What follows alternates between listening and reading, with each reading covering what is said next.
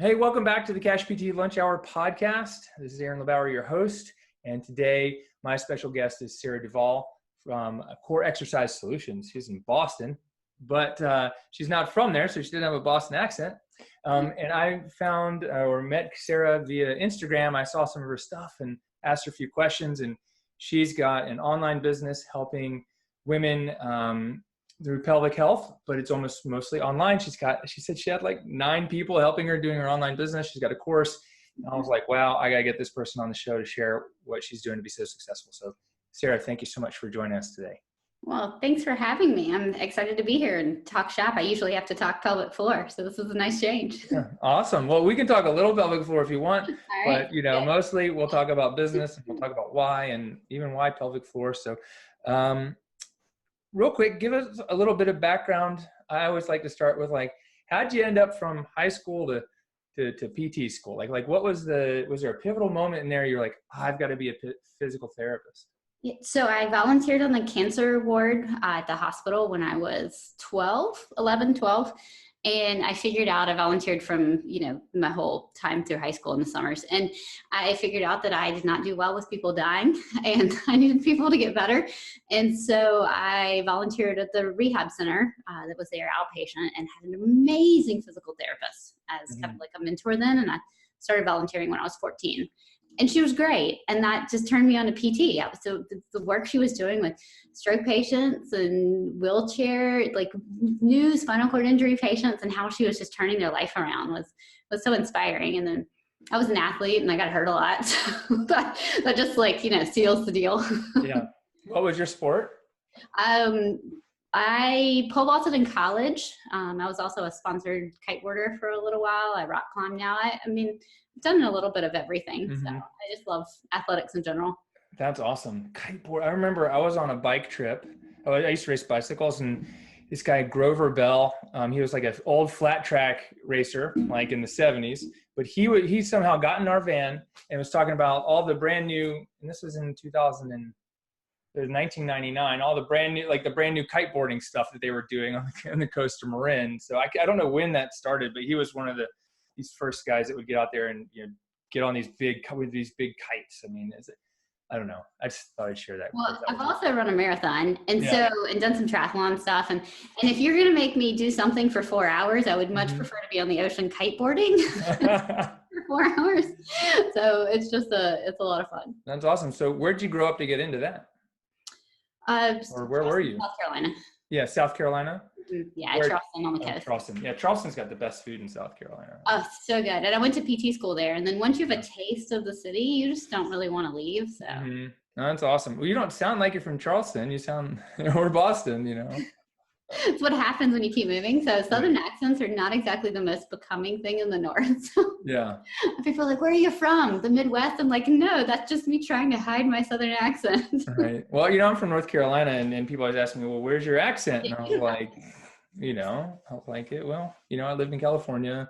I grew up, we don't all have outhouses. And so tell me, did you always know, after PT school, well, I guess let me go back up and say, I think which came first? I think pelvic floor specialty came first, right? Before you even decided to own a business. Is that right? No. Oh, it was the other way around. The other way around. Yeah. I've actually owned several out-of-pocket pay practices. Mm-hmm. And I thought I was going to do something with a low back online. I knew I wanted to dive into the online world because my husband kept moving me around the States. And by the time I established my third out-of-pocket pay practice, I was like, I'm done. I need something where when he moves me again to another state and I have to start from scratch.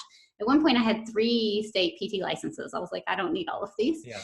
And so I was like, I need something where I can walk into a state and people can say, hey, I've heard of you. Or I can say, here, check out this giant blog post reel that I have so you can get an idea of me and my approach.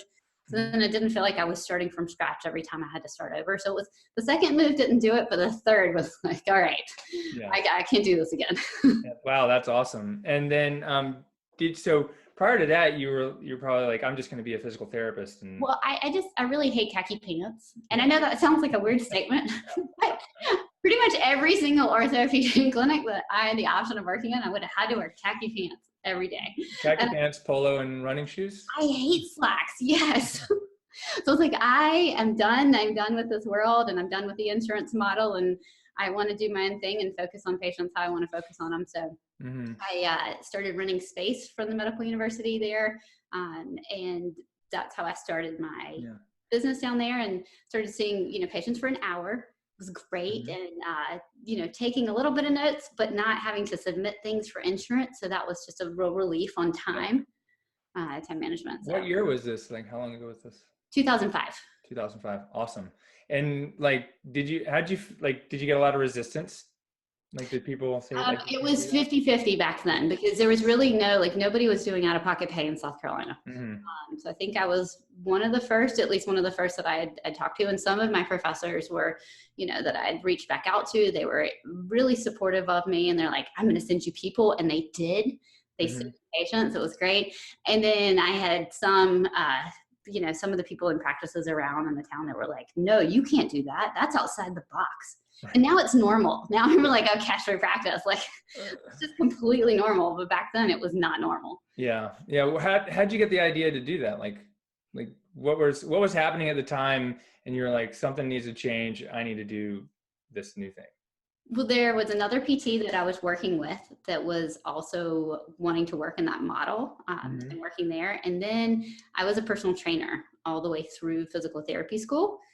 And so I was already getting paid cash to work with people. And I was being able to apply what I was learning in school while I was, earning money for school. And I was like, well, this really isn't that much different than what I'm doing when I'm stepping the doors of the clinic and put on khaki pants. I was like, I could marry these two.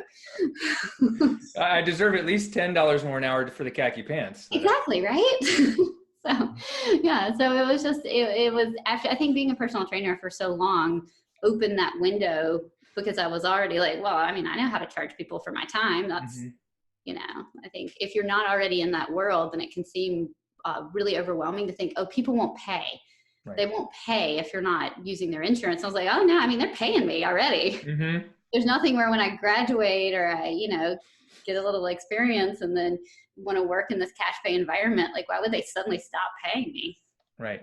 No, I had the same experience. I was doing massage therapy all through school. I could do it full time. I could see 3 or 4 people on Wednesday and 4 or 5 people on Saturday, unless they all of a sudden scheduled us a last minute something on Wednesdays. And then, that would always mess up, but I was getting $85 a visit. And I was like, why would I go work at the hospital for $38? Like it didn't make sense when you come from that environment already. And I wasn't making quite that much. I think back then I was charging $55 to $65 for a personal training session. But still, when you're making that much, you're like, why would I go work somewhere for $40? Right. Absolutely. Now, why do I work somewhere for and have a boss and have to wear khaki pants? I know. Who wants khaki? By the way, my pants today are blue and they're not khaki. Just for the record. But you don't have the option to wear yoga pants. That would be a little weird. I know. Wear tights. I could wear shorts, but then I'm wearing shorts all day. And I do have those long, some of my favorite pair of pants are the Lululemon. They have these double layered, like long men's pants that are nice, but they're more like expensive pajamas. So I don't wear them out. That's what I'm talking about. Yeah. So you had a successful business in Charleston. You guys moved, and then you moved, and you were like, I sold my practice to an amazing physical therapist who is doing really great, and she has another PT that's working for her, and I think she's a trainer or Pilates teacher. I'm not sure which. Awesome. And so that's going really well. So it's kind of fun to see something that you put into motion, then continue. Do you mind if I ask, how'd you work out that deal, and can you give us some of the, some of the details? Because I have people ask me all the time, Aaron, I want to sell my business. And the last person that did was like, and I'm moving next week. And I'm like, you have an email list? She was a work in progress, which I really lucked into. So we had been talking. She was really unhappy at her clinic, just a typical patient every 30 minutes, loads of paperwork. She was just being run into the ground, and she was a great PT. And I was like, this is just a shame. You stop being able to bring passion to what you do when you were worked into the ground.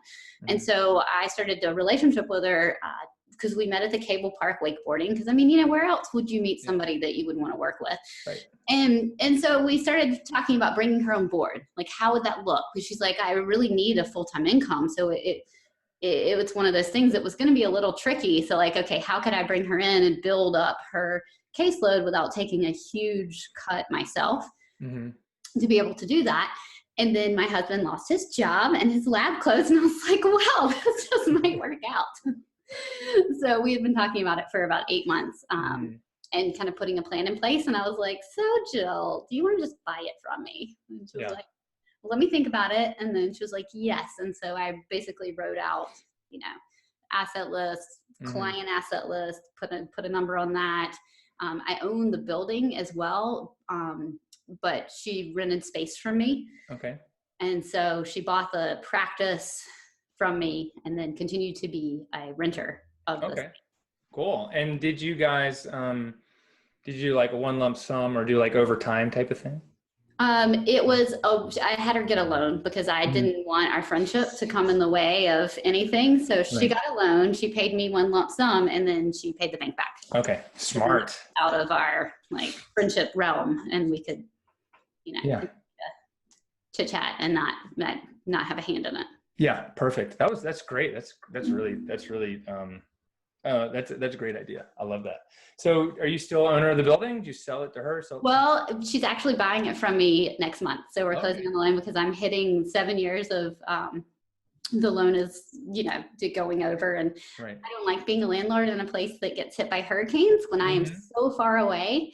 And so I was like, do you want to just buy it from me so then I can stop worrying about it? And she's in a place where she feels like, yes, I could take on a loan. I'm feeling good. Let's grow this business. Let me just have ownership of the whole thing. So, wow, that's awesome. Congratulations. It's a good investment, but I'm glad to be just completely done. Yeah, that's great. So that was location number 1. And then location number 2, were you there long enough to build it up for something you could sell, or was that? No, I was not. I was there long enough to build it up to a bit of a wait list, but not enough where I could be like, okay, here's a giant client list and here's established things. And I rented space there instead of buying a building because I didn't want to get that invested because I was also a new mom. So I was 8 months pregnant when we moved. So yes, I stepped into it. How many kids do you have? Kids now. Okay, awesome. How old are they? Almost 6 and almost 3. Nice. Mine are 7. They're 8 and 10 now. 8 and 10. Wow. Yeah. So no, I totally get it. That's awesome. So what, tell me for people listening, what are some of the things that you valued as assets in your business that you were able to sell the first time, but the second time you didn't? Can you tell us how, what are those valuable things and how did you evaluate them? Having a space where people were used to coming. So you get people, you build relationships, they get comfortable in your place and they get comfortable with you. And so with the second place, I was renting space from somebody, but they could have maybe worked with somebody else in the area. So the part of the asset list was the equipment that was in there as well as the client list. And so I think there's just the depth of the list, because I was like, okay, here's I think I may have had a couple thousand people on my newsletter list at that time. Wow. And so it was, it was one of those things where okay, here's the list. Here's all the contacts. Because, you have people trickle in, they have an Achilles problem and then they call you again a year later because their hip hurts. And then, so you need kind of a longer, more robust list to keep a revolving PT practice going. Yeah, that's awesome. And so did you have, so you have this email list, and these were a lot of people in emails, right? Well, this was just my in-person. Okay. But I had started every single person that walked in the door for the last 8 years, maybe. I don't remember exactly how many years I was working in Charleston. It might've been 10. So that was just an accumulation of that entire list over time. So anybody came to see me, I got their email, I put in a list, and then I would send out an injury tip once a week or once a month, I think in the beginning. Or was sending out a email newsletter hey, this is what I want you to do if you've got a little, your knee is bugging you or whatever, the body is full of great things to work on. So I'd send out a little tip and then I'd get a reply back from 3 people. Hey, I've been suffering from this. Can I make an appointment? So it was always my way to share information and reconnect with people and then bring them back in. That's so great. What was one of the best ways that you built that list of people outside of them requesting to be your patient? At that time, nothing. Yeah. There was they might have shared it with a friend, because I always put on the bottom of the newsletter, hey, if you found this information helpful, please forward it to a friend. So you had people on there that weren't just your patients, right? They were non-patients. Yes. So if it was somebody, maybe, you talk to them in a space and you're like, oh, you should check out this newsletter that I wrote. And then they would go to my website and then they would sign up for it, or they would forward it to a friend. But for the majority of, the base, they were at least people that had kind of been a part of their lives at least once for 10 minutes. Okay. So were you doing like workshops and some other things like that? Talking at running stores and doing workshops places, and I would get everybody's email when I would do the thing and then enter it into the system. Yeah, that's so awesome. Who taught you how to do that? I mean, that was 10 years ago, right? Yeah, no, that was a big deal back then. You learn that? Yeah. So I've got a friend who had a very successful online business. And he was like, Sarah, we need to do something with you. Like, you could take this online. And so he kept like putting little bugs in my ear on, you should do this and you should do that. And that was one of his first challenges, was start an email newsletter list and send it out to people. It's a good way to stay connected. So it's always good to have a friend like that. Yeah, that's awesome. And then so you moved the third time and you were like, I'm not starting a new business. I was done. I was like, this is ridiculous. Because we moved less than 2 years later. It was like 1 year and 11 months. And I was like, we didn't even make it 2 years. Yeah. You can't really get something established and running and get into a community in that short of a time. Yeah. Yeah. And is your husband just have like a job where the better he does, he gets moved around kind of thing, military or something else? Or is this just the way it is? He really likes small biotech companies, which is great when it works out well and we get stock, and that's awesome. So we've had some good experiences and we've had some bad, depends on the company.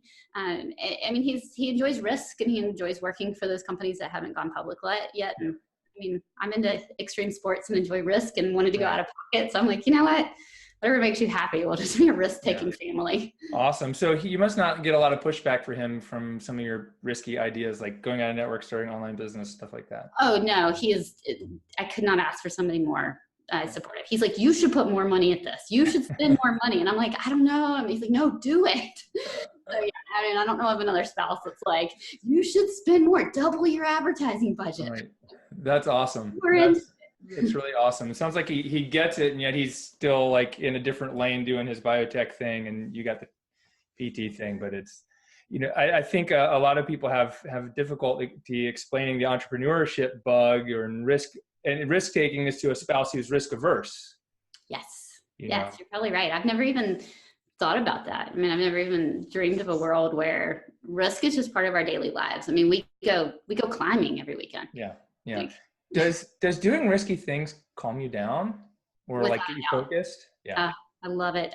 There's nothing like being up on a route and you're lead climbing and you look down and you're like, all right, my bolt is below my feet. Yeah. I need to stay calm. I need to make 2 more moves without losing it, without letting my palms sweat. And it's just this feeling of just great euphoria. And I'm probably an adrenaline junkie. Yeah. That's awesome.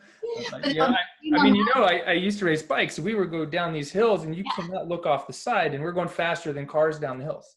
And that's scary because with a bike, you're hitting the ground. Like, I take a lead fall, I'm not hitting the ground. I'm going to catch the rope is going to catch me, and I might swing back in, which I've, hurt my ankle a couple of times, but you're still not like biking accidents. Mm-hmm. Yeah. I woke up in Iowa and didn't know why I was in Iowa.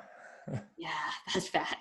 Yeah, talk about I got off lucky. I mean, I knew I was a bike race. My team was like, "Do you know where we are?" I was like, "No." He's like, "We're in Iowa." I was like, "Why are we in Iowa? What would I do in Iowa?" And we had a good friend who was from Moline, Iowa, and they had a 4-day like series of races. Wow. Yeah. See, that's why I will never ride a motorcycle. I'm a risk taker, but I'm not. A controlled risk taker. I'm a controlled risk taker. Yeah, what you're familiar with. Like, there's some things I would never do. And some people are like, I'll do that all day long. I'd never jump off a cliff with a bungee. I've had too many patients. that were in motorcycle accidents, and I'm with a car, did not see them. And then some old lady just ran the stop sign and T-boned them, and they've broken fat bones in their body. And I'm like, that's just not worth it. Yeah, no, I get it. We'll move on to the next topic because I ride motorcycles. So, that's how we focus. I avoid the negative problems. Well, I mean, I think when you're online and you have to put yourself out there, you have to make a risk to like create an ad campaign or create a webinar where you're talking to somebody and you're going to be public. Right. Who's going to judge you? Who's going to criticize you? and so being able to face that risk is, I think, it's huge. So this came up in my my Platinum Mastermind group today, and someone asked about, well, what do you, so what if I annoy people with my email? Now we're kind of jumping ahead, but annoy people with my emails because I had a friend who got a nasty email back from them. What, like, I'm sure you've had experienced this. Like, how do you deal with that? I had somebody one time reply back and she was like, I don't appreciate the fact that you're selling something. And I was like, let me see. Daycare in Cambridge is $5,000 a month. What do you think that I would do? Like, how would I pay for my kids to go to, so I could work, so I could help people? Like, it was like, of course you're going to get people that reply back that just don't get you. Right. And that's okay, because there's going to be this whole other segment of people that get what you're doing and embrace it and appreciate it. So I think you just got to let it go. You're not going to make everybody happy. Yeah. And if you try, you'll make no one happy, right? Didn't Dr. Seuss have a quote about that? Yeah, I don't know, I can't remember what it was, but yeah, I mean, if you're not focused on who you want to make happy, so it'll be unhappy people, but you can only help the people you can help, and you only connect with the people that you can connect. Right. And I find the more transparent I get, and the more kind of opinionated and outspoken, even if it's a little bit more than my normal personality. If we grab a beer after cycling one day, you'd probably be like, oh, Sarah, you're pretty laid back and not really that opinionated. But online, I try to be a little bit more, more so that people can get a little bit of an idea of what I stand for. Yeah. Why is that so important? Well, you figure out who you connect with. Mm-hmm. So if you don't have any opinion at all, then you have trouble connecting with people. People don't really know where you stand, and then they're not going to get behind you. So it's like, the more opinion I have about something, the more I tend to find my tribe and the people that want to, your followers, the people who want to get behind you and be on this journey with you because they know what you stand for. Yeah, absolutely. That's awesome. Do you have like I don't know, a formula for that? I don't know, a formula. It's like, is there like a pattern you follow when you're creating a post where you want to share your opinion? Well, it's kind of like you're standing on the edge of the mountain and you're like, okay, what would raise people's eyebrows? Or can I say right here that would kind of catch them just a little bit and actually make them read what I'm writing? Yeah. Whether it completely infuriates them or they get about halfway through and they're like, amen, I am with you. Mm-hmm. So what would make them actually have an opinion about what you just wrote? Because I read so many things put out by physical therapists. I'm like, this is so dry. Like, it's so dry. It's so clinical and so dry. And I want to stop reading halfway through. I can't imagine anybody else wants to keep reading it. But it's like, okay, this is good information for a textbook. Right. This is not a good way to connect to somebody who is flipping through Facebook or flipping through Instagram and wants to read something interesting. Mm-hmm. Mm-hmm. So tell me, let's go back. So you got into an online business, and you said you thought maybe you're just going to help people solve their back pain. Like, did you try something and then you're like, nope, got to pivot over to pelvic floor, or like, what was that? Well, I wrote a book, like normal people. And then I was like, okay, well, I don't really want to do that. And then I had a lot of pelvic floor, or a moderate amount of pelvic floor issues after my first child. Mm-hmm. And I tried working with the local pelvic floor PTs, and I wasn't really getting helped, and it wasn't solving my problem. And so then I put on my ortho cap and I was like, all right, let's look at the kinetic chain. Let's figure out what's going on. And I was able to help myself. And back then there wasn't a lot of stuff on the internet. Mm-hmm. And I was able to figure out kind of some of the connections where it all went together. The Postural Restoration Institute is really great. They have a lot of good stuff for kinetic chain, and working through that. And I was able to apply some of that in with just pelvic floor specific things. And so it was, it was kind of a journey with like, okay, if I'm having trouble getting help and I'm in the business, then how much more trouble are other people having? And now it's really popular, which is awesome. So much great information is getting out there. But back then it was not this super big thing on the internet. Yeah. And so how did you get your first, what was your first start? Excuse me. Got a little allergy thing. I live in the South where all the allergies exist. But we have them here too as well. How'd you get your start online? What was the first thing you sold? What was the first thing that you did? So I started writing blogs. Yeah. Because I enjoyed writing. So I started writing blogs with information that I found helpful. And I was, I get nuts if I don't have human connection. Mm-hmm. So I was seeing people, I was running space from this Pilates studio and seeing people so that I could actually have a hand in it. Cause I don't know. I have a hard time with the people that have never worked with people in person. And then they want to sell stuff. And I'm just like, where do you even start without any experience? Yeah. So I kept my hand in it working with people, which was really good. And then I wrote blog posts and then I put together this workout. I was like, all right, this is a great pelvic floor workout. It was like a 3-part series. I filmed it, got it kind of like professionally filmed, and from one of like a Cambridge student that was in a film class, and not like, super professional, but like on a budget. And I put it out to the world. I ran ads that were ridiculously expensive because I didn't understand anything about Facebook ads at that point. But I got a list of, it was like 100, 150 people, and I had 10 people buy it. Wow. So I was like, all right, and I sold it for $97, and I had 10 people buy it. And I went to a movie that day that I launched it, like sent it out. And I remember just sitting there, at the movie, and you're just so excited because you're like, this is the first time I've ever made money when I haven't been trading my time for it. It was like the best feeling ever. Yeah. I'm never going to forget that first feeling. It felt so good because we trade time for money, and and I think that's good to a point. But I think at some point in your career, you're like, okay, how can I not completely trade my time for money? And I still want to help people, but I don't want it to have to be like a one-on-one thing for where I never get paid when I'm on vacation. Right. Yeah, I mean, as an entrepreneur, owning your own place, like if you take a day off, you just don't get paid. Right. There's no vacation time. There's no maternity leave. There's no, like, you're just not making anything. Yeah. Yeah. That's awesome. That's really cool. So $1,000 first go round. Mm-hmm. But you spent a lot on Facebook ads. Did you spend $1,000 on Facebook ads, or did you? No, I think I spent 500. 500. Okay. Yeah. That's dope. Yeah. That's awesome. So I at least like made something, but in my mind I was like, "Ooh, I made 1,000." I'm just not even worrying about what I. You did make 1,000. It's what you spent doesn't count. and then I met with the women. I talked to all of them. I actually hosted some live calls with them so I could see what questions they have, and I was like, okay, this program is terrible. I have to redo it from scratch. Mm-hmm. So then I completely revamped the program. So it was a lot more education with some workout stuff. And then I put that back out and I sold it as a membership. Mm-hmm. So it was like $15 a month. It was nothing. And then I was like, okay, well then that started doing really well. And then I did a webinar and sold increased the price to $25 a month, and then got it like another 100 people to sign up for the membership. And so it just kept, kind of evolving. And then I'm on my 3rd round of this program because clearly the first 2 needed to be redone. You just can't leave things alone. And so that would be, I think, my encouragement for people listening to this is just put something out there. Just put it, you can redo it. You can redo it 3 months down the road if you don't like what you did. Mm-hmm. I think so many people keep trying to perfect what they're putting out to make the most perfect thing the first time they try. And like, that's never going to happen. You have to get feedback, and you have to get honest feedback from people that are paying you, not your friends. Mm-hmm. That's a great point. Yeah. I mean, so many people get stalled out by not doing anything, and they don't do anything. It's like, well, we're not going to help more people if we don't actually get something in front of them. Right. Yeah. And what I realized with this, this area was women they can't leave. They can't get babysitters.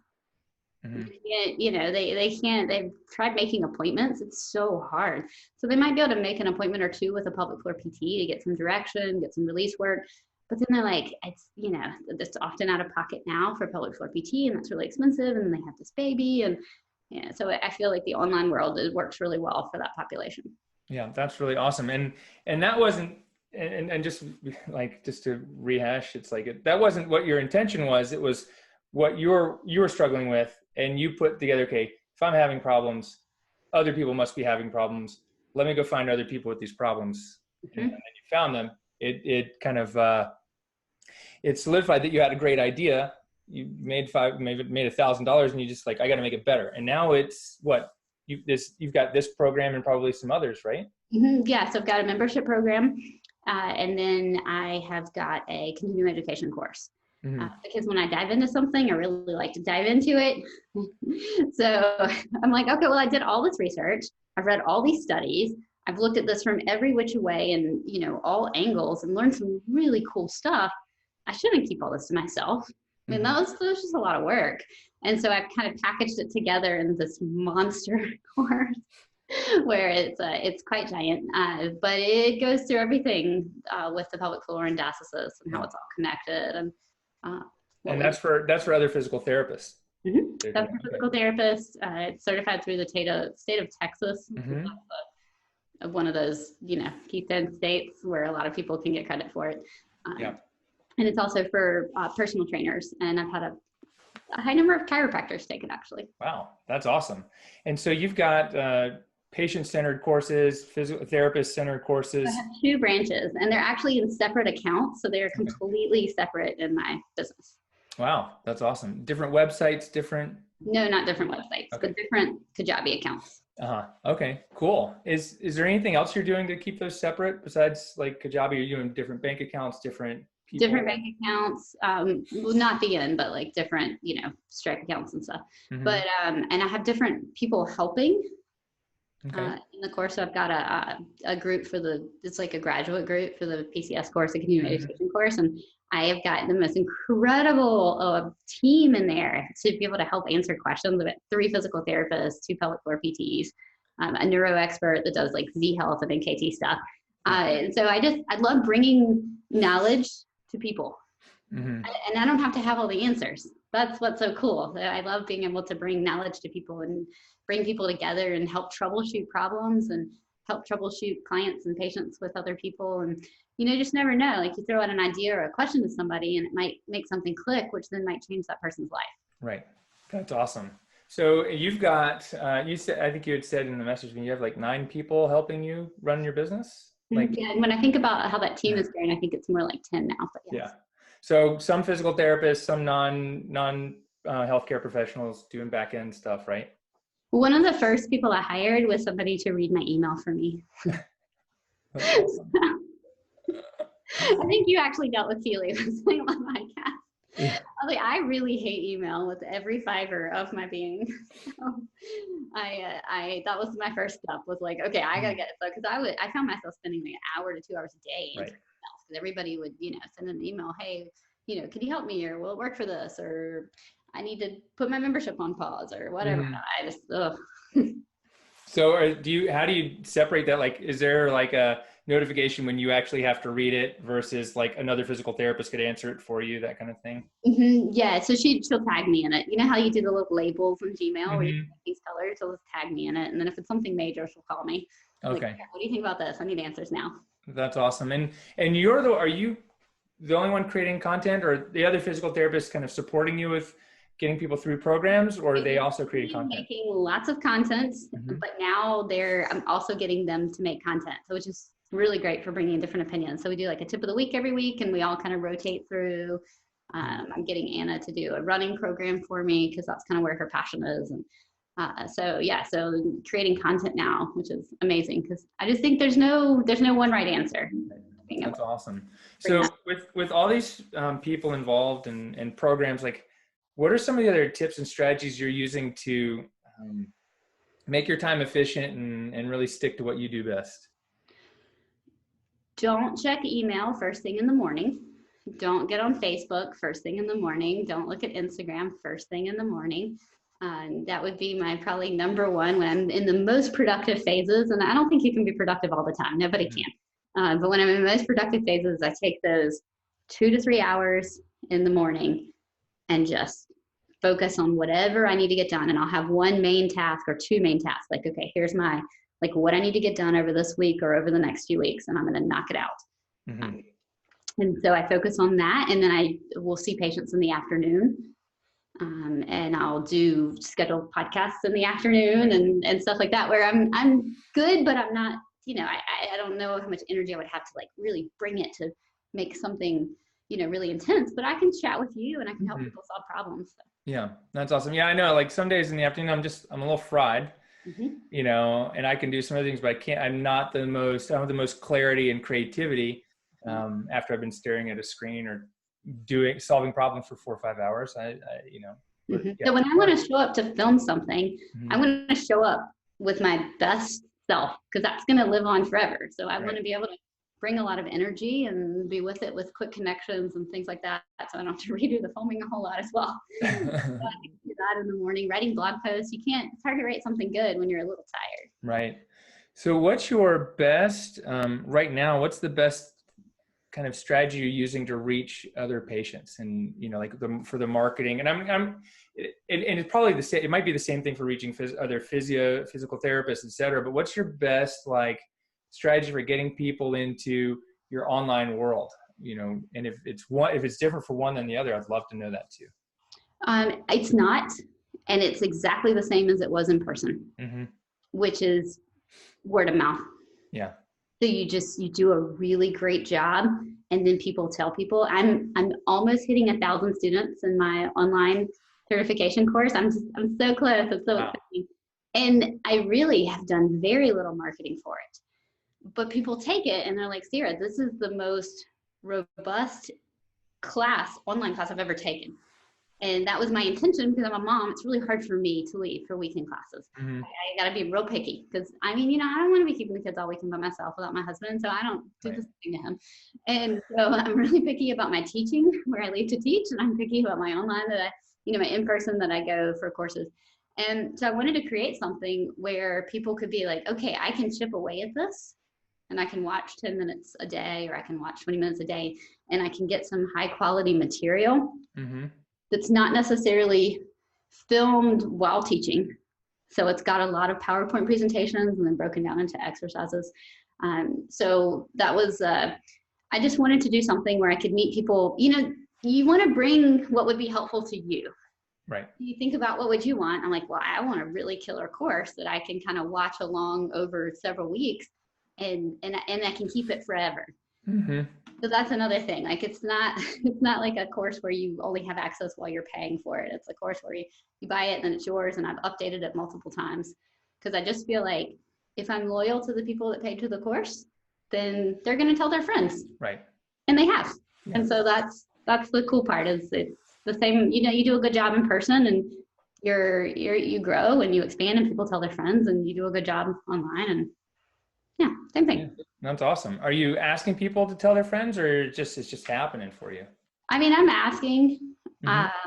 Some of it's just happening, but I run challenges on the lay people side, and part of the challenge is to share. Okay. And so it's great, because I'm going to give them free stuff.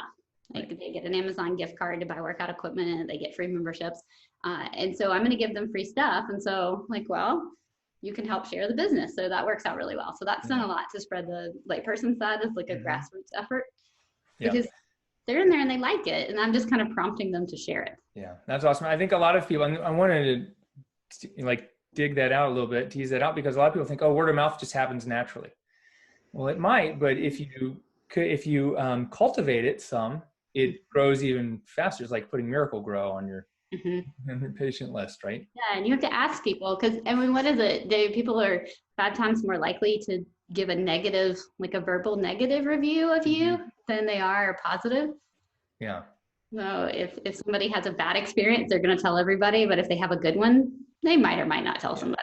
Yeah, but if they know you want them to tell people about it, they'll more likely do it, right? Yeah, that's awesome. That's really cool. So looking back over the last, 10 years or so, is there anything that you would do differently if you had the chance to do it again? Oh, that's such a hard question. Okay, so one of the things that I did when I first started online was I paid people for their time to ask them that question. I booked a session with like Tony Gentlecore, because I know he's online a lot, has this big online presence, and he seems like a nice guy. He refunded my money, and then I paid him again and told him, do not refund it. And then I sat down with him for an hour and I said, what would you do differently?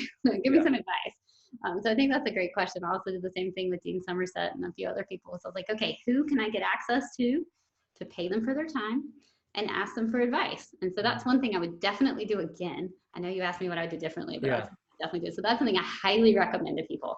If there is a way you can get just time with someone that you think, okay, I kind of like what they're doing, I want to know more, just pay for their time. Then that immediately puts them in your debt in a way, because they're like, oh, well, they paid me for my time to help them, so then they really want to help you. Right. which is nice. Things I would do differently. I'd probably spend more money on advertising. Mm-hmm.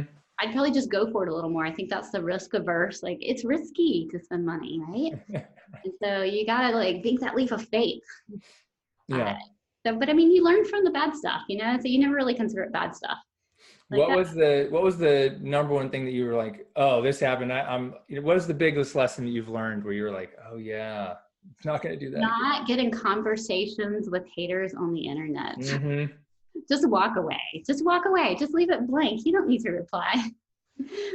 Just don't even. It's not even worth it. I got in this conversation one time. This guy got so mad. It was something about squats, and I was like, "This is ridiculous." Right. People take things so out of context, and so. That's awesome. That would be my advice. And just leave it. Oh, and don't check your email at night or social media at night, because best case scenario, you're going to have an awesome pull. Somebody's going to invite you to their podcast or this article, like, hey, Women's Health wants you to come write an article for them, and here's the idea. So then you're going to be up all night thinking about whatever, you know, Oprah just invited you to be on the show. You're not going to be able to sleep. But if you found out in the morning, then you could have a great day. Right. You could probably sleep that night.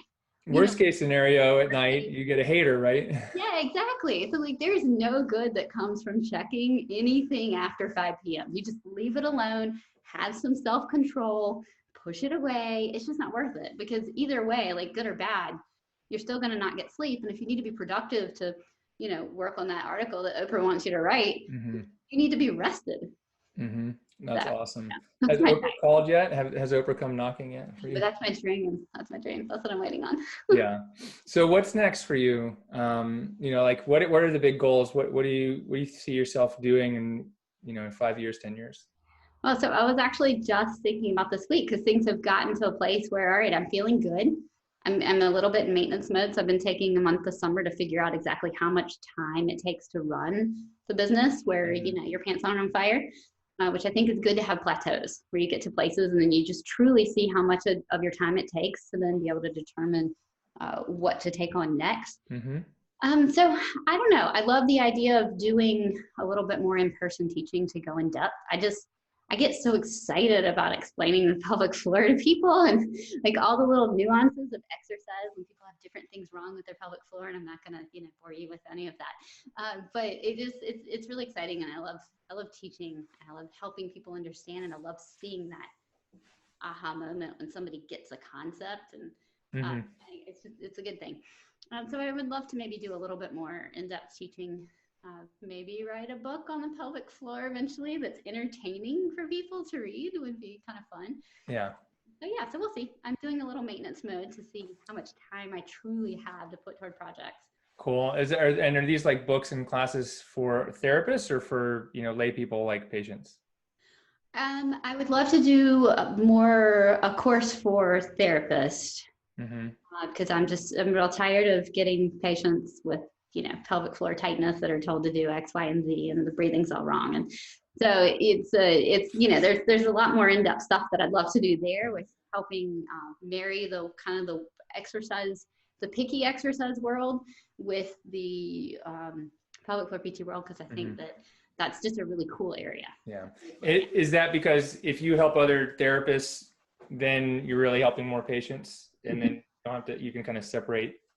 Yeah. I mean, you can imagine the stories that you get, that I get on email with, because the pelvic floor is such a vulnerable area, and it's such an emotional area for women.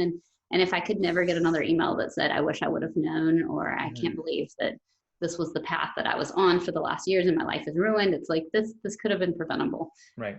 So the more information that I can get out and help share with others that then they can share, the better. What's the craziest thing you've heard someone say? Well, I just talked to somebody today whose doctor told them not to lift more than 25 pounds for the rest of their life. He has a 4-year-old. Right. Really? And let's talk about the lifting 25 pounds. Like, okay, if I'm going to take 25 pounds in one hand and put it in a shelf over my head, sure, that might be a little bit of pressure if I'm not ready for it and prepared and learning how to exercise.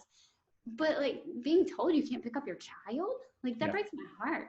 Yeah. I mean, so that's not like, it's not crazy. I've had a lot of crazier stuff, but that's the thing I would like to change the most about the industry when it comes from the surgery MD side. It's helping to educate doctors on the stronger women are, the less intra-abdominal pressure there is, and the less risk there is. And there just needs to be a lot more education. So I feel like I just have so many patients that I talk to where they're like, I was told by my doctor not to lift, and then 3 years later, I can't do anything. Can you imagine? Could you imagine never really working out again, or only lifting 5-pound weights? Yeah, no, it's horrible. And when we've seen those people too, and I said, well, what they really meant was don't lift that 35 pounds until you see Dr. LeBauer.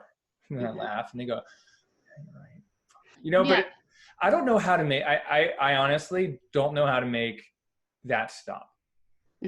Well, I'm hoping that if I keep writing very public blog posts and I keep getting my SEO up, that these doctors that are saying that might actually take a second to read one of them and be like, well, that's a new way to think about it. Yeah. Maybe I should start sending people to PTs that can educate women on lifting properly so that they can become stronger, so then their pelvic floor is safer. Yeah, absolutely. 100%. Like, whatever you need for me to do that, like, let me know. Like, one of my new goals in the clinic is I told our therapist, I just want to make enough, so much money over there that all we do is blanket, the town with ads that aren't even designed to bring patients in. They're just designed to educate people so that people stop telling them stupid shit. Yeah, no, exactly. And I ran an ad campaign once where I just put out articles. Yeah. I didn't ask for people's email addresses. I'm like, I'm just going to run some ads to get information out there because there needs to be more. Yeah. Yeah. If, gosh, awesome. So if someone wants to do like what you're doing, like get online, educate the masses, what's the number one thing that they should do besides not check their email in the morning? Like, what's the number one thing, getting started? You know what I mean? Like, so don't be afraid to have a personality. I think be good at what you do. So educate yourself, have experience, be able to help people, don't be afraid to investigate. That's what I love that about when you have somebody in front of you. You're like, well, let's figure this out. You're not going to walk out the door until we figure it out. And that's part of what I love. So I built my practice here in Boston around getting patients that had been to pelvic floor PT, but they really kind of were tapped out, but they still didn't see the improvements they wanted. So then they came to see me. And I got to help them figure out, all right, what the heck is going on? And it was just a lot of troubleshooting, and troubleshooting is fun. So gain a lot of knowledge. Don't be afraid to think outside the box. And don't be afraid to own new connections that you make and new ideas. I feel like there's so much in the PT world. Oh, it's got to be evidence-based, and it's got to be in this box, and it's got to be said by so-and-so first. And then I can only share it in this very clinical, protected way. And you know what? There's new stuff. We can invent new stuff all the time, or new cues and new things that work for people. And don't be afraid to share that you are inventing and you are working on. That's so awesome. Thank you. Is there anything that I haven't asked you think I should have? I think this is kind of cool, inspiring PT to step outside of our boxes and just have a broader look at our profession and what we're capable of. Yeah. What do you think our profession needs to change to, like, what needs to change in our profession to be more effective and help more people? That's a good question. I guess that's what I'm trying to do now. I mean, I think we need more of a voice. Just any way you can have more of a voice, whether it's in your community, giving talks, giving newsletters, getting out information, having more of a voice of what we're capable of. So that if somebody gets a bad referral and they see a PT that maybe doesn't meet their needs, they say, oh, PT is still great. I'm going to keep trying till I find someone who understands my problem, instead of, oh, I tried PT. PT's terrible. Yeah. Yeah. They had me do bridges and they walked away. It's like, what?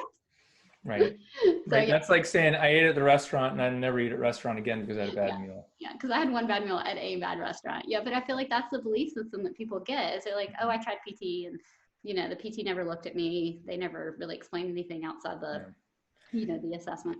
Yeah. The problem I see with that is that I feel like other professions treat it, and the public perception is that it's a modality and not a profession or not decision-making. And I think that probably has to do with things that happened in the profession before I came into it. But that's what it feels like to me. sense any of that, or is it? No, but I kind of live in my own little world. Yeah. I just make things how I want them to be. That's so awesome. So I don't think that way. And so I don't really interact with people that think that way. And if I do, I'm probably just ignoring them. Right. I'm sure you got a lot of haters and they've just been blocked and they're just going. No, I mean, not really. Because I think you have to be kind of brave to also comment about something. Right. Don't talk about squats. Like talk about anything but squats. Yeah. The right way to squat. Yeah, exactly. What's the most controversial topic that you've put out? I wrote an article saying that every mom should deadlift. And I think that was probably the most controversial one. Awesome. I put one out that was talking about when leaking is actually a good sign. But it didn't have any of the controversy that I kind of wanted it to when I wrote it. Because I think people were like, oh yeah, well that actually just makes sense. Yeah. You know, what's funny is most moms can deadlift more than I can. Because I'm 6'3". I can't deadlift. Oh, yeah, you got a long way to go. I got a long way to go. But I mean, you think about it, you got to get that Costco box way down on the cart out, or maybe sliding from the bottom up into the trunk. And women are afraid to lift weights. Right. And I'm like, you're lifting weights already and you're lifting them without great form. No wonder everything on you hurts. Yeah. Yeah.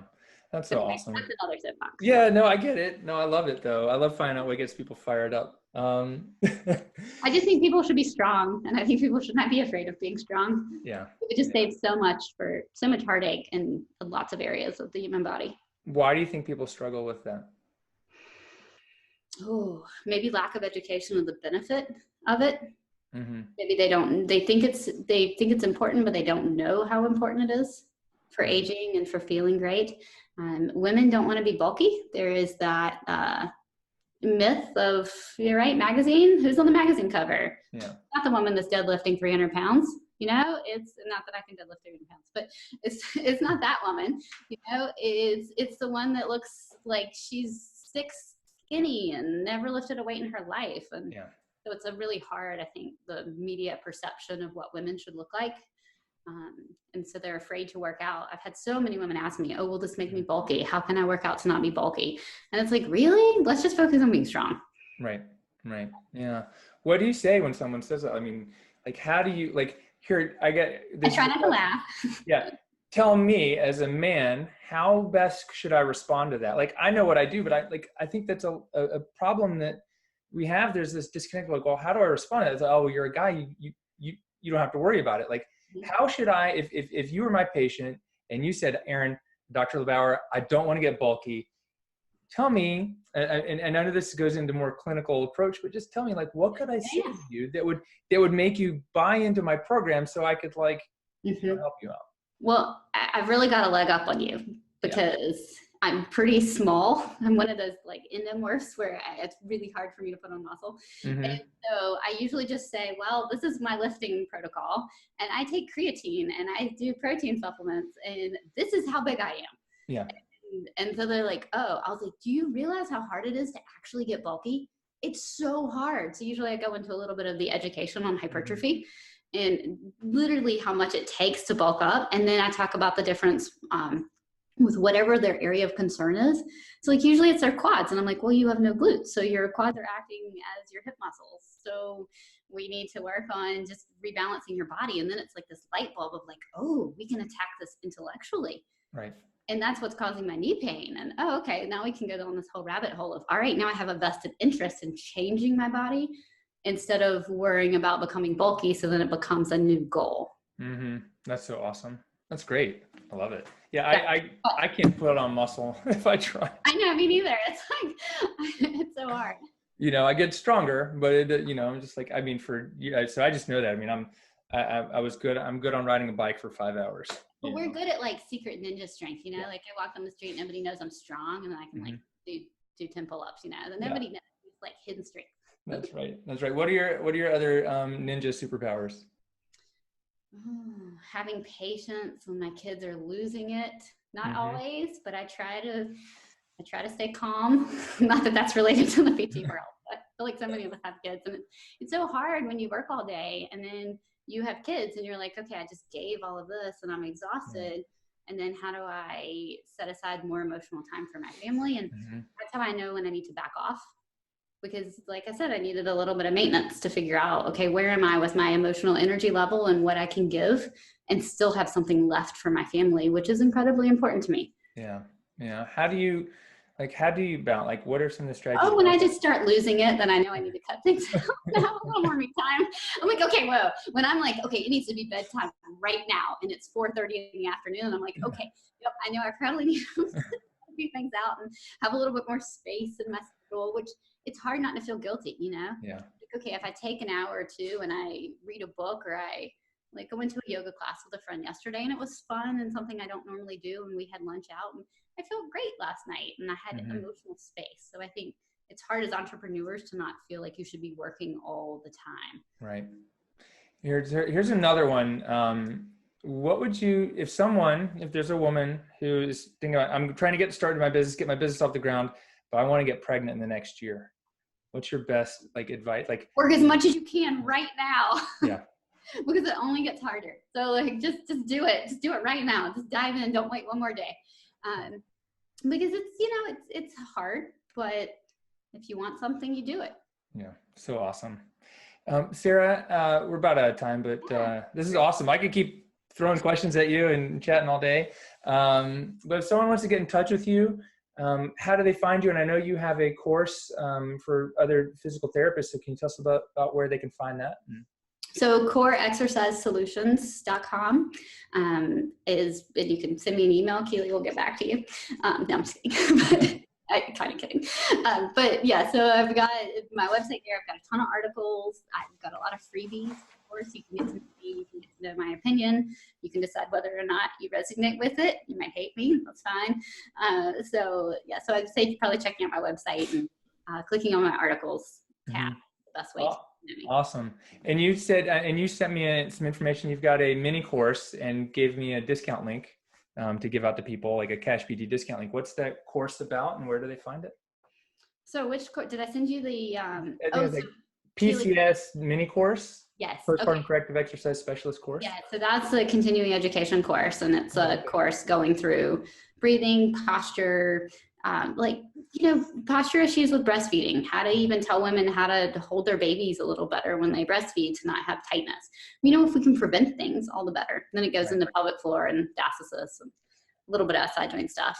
So. Awesome. Well, what we'll do is we'll put the links to all that in the show notes so people can find you. And Instagram, Twitter, are you doing those things? Instagram, yeah, Dr. Sarah Duvall, and Facebook. So same handle. Awesome. Well, thank you so much for being here. This has been really, really great, eye-opening. You've dropped a ton of knowledge bombs. I don't even know how to start titling this episode. So, well, good. I hope somebody takes something away that inspires them to go have an opinion and put their thoughts into the world, because we all have different thoughts, and you never know what's going to resonate with someone else. And so I feel like there's space for all the thoughts. Yeah, that's so awesome. Well, thank you very much. Again, this is the CashPT Lunch Hour. This is Aaron LeBauer and Sarah Duvall. And I was saying before, and I'll say it again, dream big enough to make your student loans seem inconsequential. I'll see you on the next show. Peace.